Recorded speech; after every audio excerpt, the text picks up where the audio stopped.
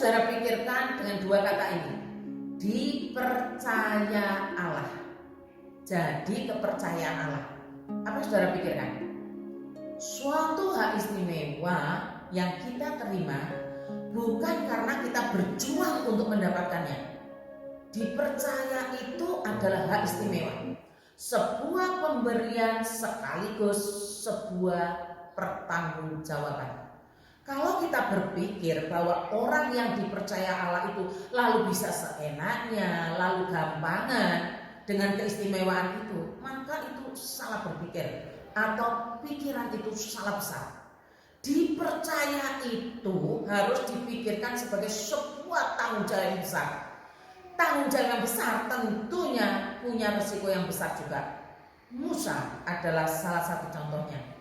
Saat teduh kita hari ini dari Keluaran pasal 24, tapi kita akan membaca dari ayat 12 sampai 14. Demikian sabda Allah. Firman Tuhan dalam Keluaran pasal 24 ayat 12 sampai 14 berbunyi demikian. Musa di Gunung Sinai. Tuhan berfirman kepada Musa, naiklah menghadap aku ke atas gunung dan tinggallah di sana.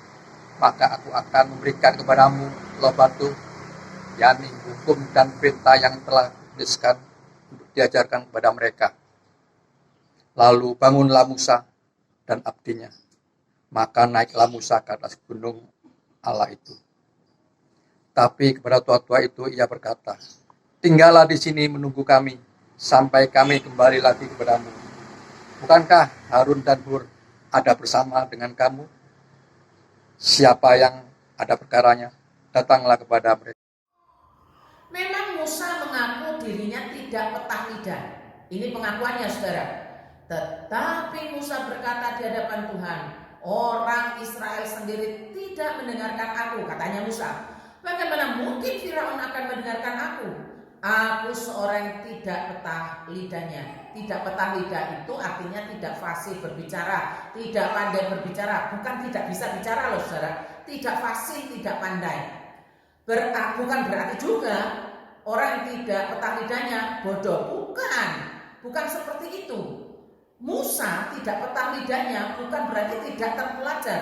Bukan berarti otaknya Musa kosong. Tidak demikian. Musa seorang yang sangat berpengalaman. Bahkan dididik dalam hikmat Mesir, seperti dalam catatan Lukas yang ditulis dalam Kisah Para Rasul. Kisah Para Rasul 7 ayat 22. Dan Musa dididik dalam segala hikmat orang Mesir, dan ia berkuasa dalam perkataan dan perbuatannya. Itulah Musa yang mengakui diri sebagai orang yang tidak petah lidah, tapi punya kemampuan, keterampilan, skill, punya karunia, punya semuanya ada pada diri Musa. Walau sekali lagi dia ngaku tidak petah lidah.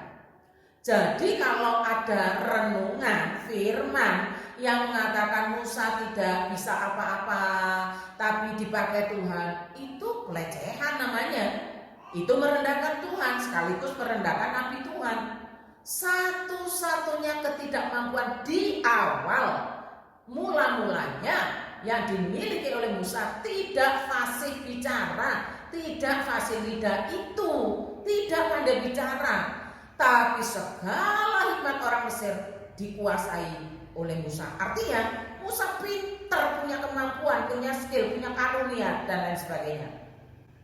Masa kan Tuhan Allah salah memilih orang yang dipercayainya?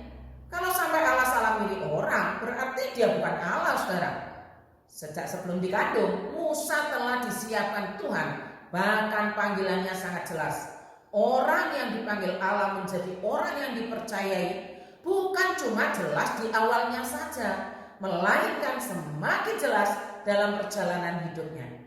Seperti salah satu peristiwa yang dicatat dalam Keluaran 24 ayat 12 sampai 18 ini. Begini firman Tuhan di ayat 12 sampai 13. Tuhan berfirman kepada Musa, naiklah menghadap aku. Ini hak istimewa saudara, tidak semua disuruh naik. Naiklah menghadap aku ke atas gunung dan tinggallah di sana. Bersama siapa? Bersama Tuhan. Lalu lanjutnya, maka aku akan memberikan kepadamu loh batu, yaitu hukum dan perintah yang telah kutuliskan untuk diajarkan kepada mereka. Lalu bangunlah Musa dan Yosua abdinya, maka naiklah Musa ke atas gunung Allah itu. Saya mau mengajak kita untuk memperhatikan perintah ini. Perintah yang Tuhan firmankan dengan jelas demikian.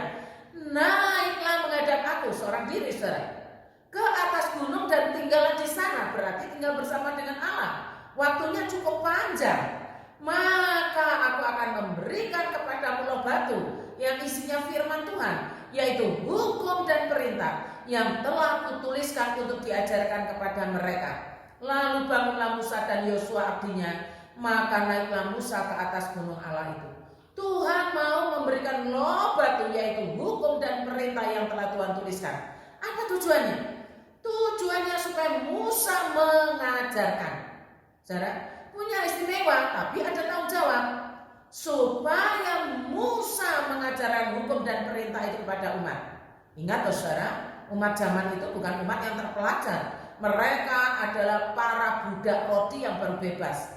Artinya mengajar kepada mereka yang bukan terpelajar, yang keras, itu sangat-sangat sulit. Pada zaman sekarang sudah tidak ada lagi nabi memang. Hal ini dijelaskan dalam Ibrani 1 ayat 1 penjelasan FIH. Tapi panggilan kenabian itu saudara melekat sampai hari ini pada diri seorang hamba Tuhan yang mengaku dipanggil untuk pelayanan khusus bagi Tuhannya, untuk mengajarkan hukum dan perintah Allah dan firman-Nya. Perintah mengajarkan ini yang tidak berubah sampai hari ini. Ini panggilan yang melekat pada diri seorang yang dipercaya Allah. Kepercayaan yang Tuhan berikan bukan otomatis, tapi memerlukan waktu yang benar-benar bergumul dengan Tuhannya, waktu yang intim, yang ya seperti istilahnya mempersembahkan waktu itu. Nah ini yang kebanyakan hilang dari seorang yang dipanggil katanya menjadi seorang hamba Tuhan. Waktu bergumul dengan firman sangat-sangat sedikit, bahkan lebih banyak mereka awam yang mau belajar firman. Ini berbahaya saudara. Sekali lagi ya, kepercayaan yang Tuhan berikan itu bukan otomatis, tapi memerlukan waktu yang benar-benar bergumul dengan Tuhannya. Sebab yang diajarkan itu bukan hanya pengetahuan. Siapa nama anak Adam, Kain dan Abel, bukan cuma itu, tapi yang diajarkan firman Allah.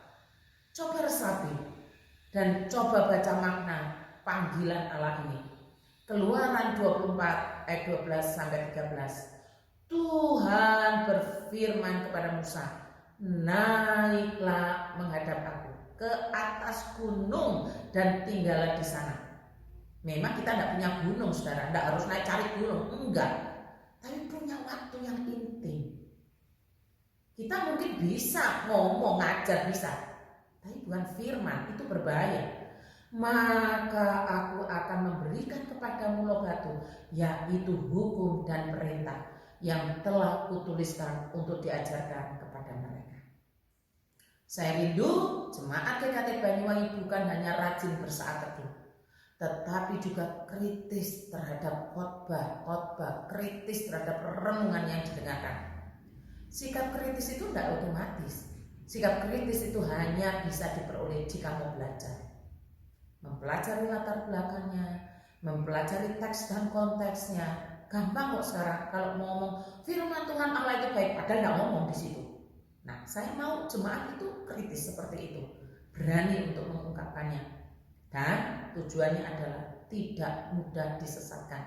Tidak hanya tidak. Iman itu kritis. Apakah ini benar, salah, atau menyesatkan?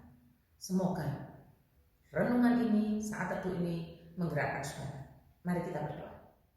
Terima kasih Tuhan atas firman-Mu. Jika Musa saja yang telah menguasai hikmat Mesir, masih Tuhan perintahkan untuk naik ke gunung Allah selama 40 hari 40 malam, bertemu dan belajar daripada-Mu. Apalagi kami yang tidak mempunyai hikmat sebesar Musa. Seharusnya lah kami memerlukan waktu hening belajar hukum dan perintah-Mu, mempersembahkan waktu secara khusus agar kami paham dan sanggup mengajarkan kepada umat-Mu, sekalipun pada masa sekarang bukanlah masa seperti masanya Musa.